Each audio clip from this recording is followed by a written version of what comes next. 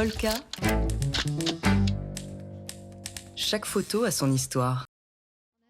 Hier soir, la disparition du photographe américain William Klein à l'âge de 96 ans. Et on lui rend hommage ce matin évidemment. Alors pour résumer, si l'on devait le faire, William Klein en 3 photos. C'est peut-être d'abord cette photo de Serge Gainsbourg maquillé, fard à paupières, rouge à lèvres et volute de fumée pour la pochette de l'album Love on the Beat. On est en 1984.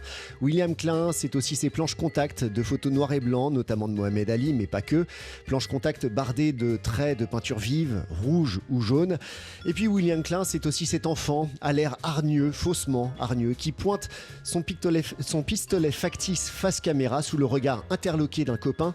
On est à New York en 1955. Et c'est un extrait du premier ouvrage de William Klein avec lequel il a révolutionné le code de la photo. On en parle avec vous, Dimitri Beck de Polka Magazine. Bonjour. Bonjour Laure. En quoi William Klein a mis un coup de pied dans la fourmilière de la photo des années 50? Eh bien, et c'est exactement l'image de Gun 1, donc ce gamin avec son pistolet, on se le prend en pleine figure, c'est un coup de poing, c'est brutal, c'est violent. Ce livre, donc cette photo est extraite d'un livre, le premier livre de William Klein qui s'appelait Life is Good and Good for You in New York. De la satire, il nous montre un regard finalement sombre de cette ville qui est la sienne. Il est né à Manhattan, donc à New York en 1926. Et d'ailleurs, le sous-titre est très important de ce livre, c'est Trance Witness Reveals. On pourrait le traduire par un témoin en transe se délecte.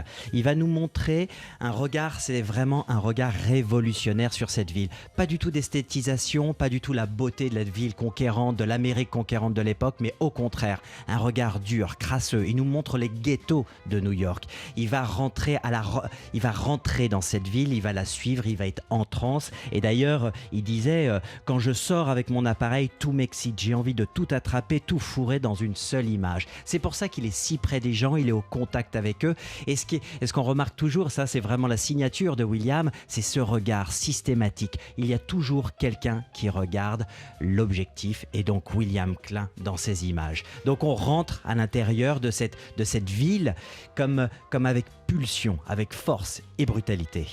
Et il nous disait tout à l'heure lui-même, on a entendu sa voix, que lorsqu'il s'est lancé dans cette aventure de la photo, il se jugeait un peu prétentieux parce qu'il ne connaissait rien à cette époque-là, à la photo. Lui, il était peintre. C'est un autodidacte. Il a tout appris tout seul, comme ça. Il a eu cette envie, presque comme un coup de poker, avec le directeur artistique de Vogue à l'époque, Alexander Lieberman, qui a reconnu, qui a senti le talent de cet artiste qu'il a repéré avec des photographies abstraites au départ, donc très influencées par le graphisme et la peinture. Et d'un seul coup, il s'est dit, moi j'y vais avec mon appareil, c'est mon regard, j'ai envie de refotographier ma ville, puisqu'il vivait à Paris à ce moment-là. Donc à la fin des années 40, il s'est installé à Paris. Et puis en 54, il décide de retourner à New York après 8 années d'absence. Il avait fait son service militaire. Et là, il y va avec pulsion, avec vraiment ses tripes, il les met sur la table.